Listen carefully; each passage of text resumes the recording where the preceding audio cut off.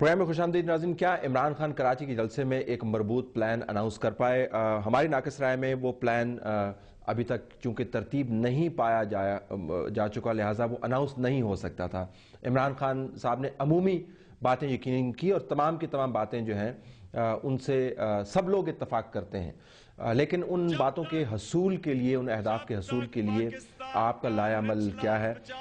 غربت کے خاتمے کے لیے کیا ایلوکیشنز آپ نے کرنی ہے؟ کاشتکار کی بہتری کے لیے لینڈ ریفارمز آپ نے کس قسم کی کرنی ہے؟ آپ کے پاس مزدوروں کے لیے جو منیمم ویج ہے آپ اس سے مطمئن ہیں یا نہیں ہے؟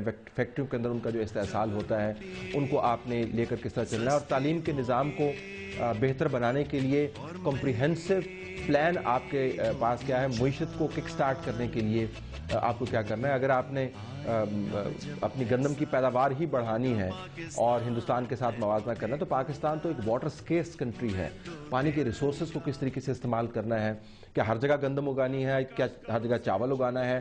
ہم یہ نہیں کہتے کہ عمران خان صاحب کو 42 منٹ کے اندر یا 12 منٹ کے اندر یا 8 منٹ کے اندر یا 5 منٹ کے اندر وہ کایا پلٹنے والا پیغام جو ہے اناؤنس کرنا تھا، لیکن اس جلسے کو استعمال کیا جا سکتا تھا ایک کمپریہنسو سلوگن یا ایک ایسا پاکٹ سائز پلان کی نوید دینے کے لیے جو وہ استعمال میرے خیال میں نہیں کر پائے.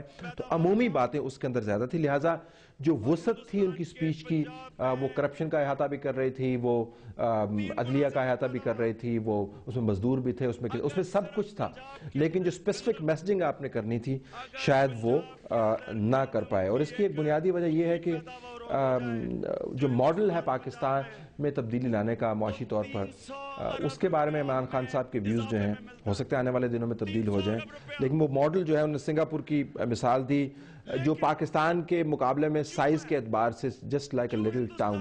چین کی مثال دی اور چین کے اندر جو بڑی تبدیلی آئی ہے اور آتی رہی ہے اس میں جو بنیادی فیکٹر جو پاکستان کے اندر مسنگ ہے وہ جو کلچرل یونٹی ہے، جو یگانگت ہے چین کے اندر، جو ریشل یگانگت ہے وہ پاکستان کے اندر موجود ہے. پاکستان بہت ڈائیورس ملک ہے.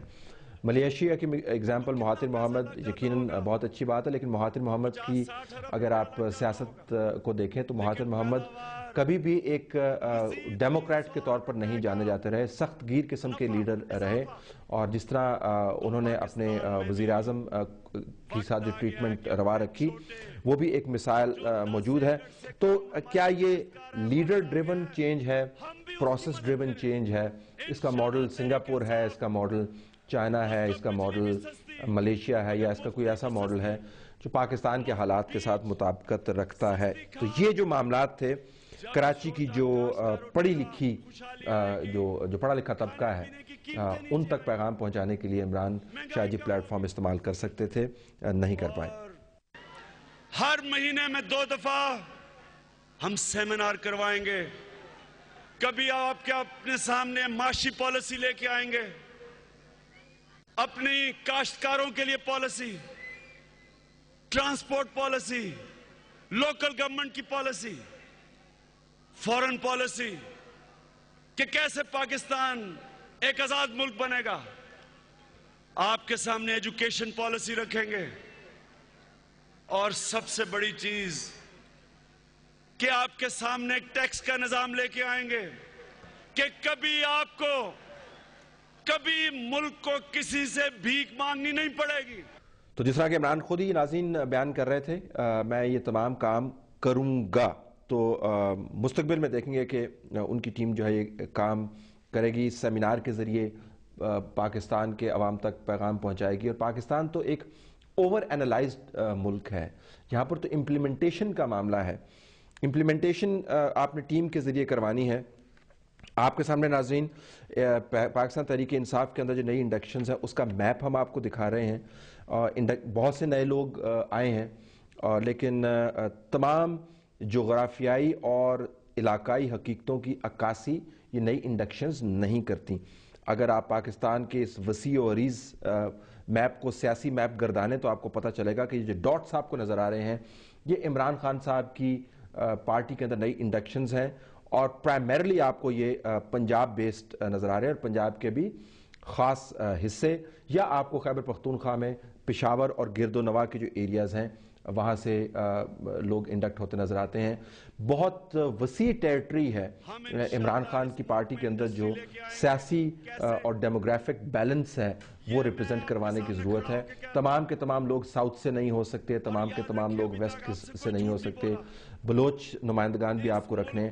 और ये क्यों मैं कह रहा हूँ, इस वजह से कह रहा हूँ कि जो आपने तब्दीली का प्लान बनाना है उसके अंदर तमाम नुक्ता है फिक्र की अगर नुमाइंदगी नहीं हुई तो फिर आपकी पार्टी के अंदर से ही उसके खिलाफ आवाज़ें उठेंगी। पंजाब के अंदर बैठकर लोग बलूचिस्तान के बारे में प्लान नहीं बना सकते, हज़ारा के अंदर बैठकर आप पेशावर के अंदर बैठकर हज़ारा के बारे में प्लान नहीं बना सकते। और आपको इनपुट अगर लेनी है तो आप उसी टीम के पास जाएंगे जो आपने इंडक्ट किया। अगर टीम के अंदर वो सियासी तवाज़ुन मौजूद नहीं है तो आपके प्लान के अंदर भी सियासी तवाज़ुन नहीं होगा। तो मैप को जहन में रखिएगा।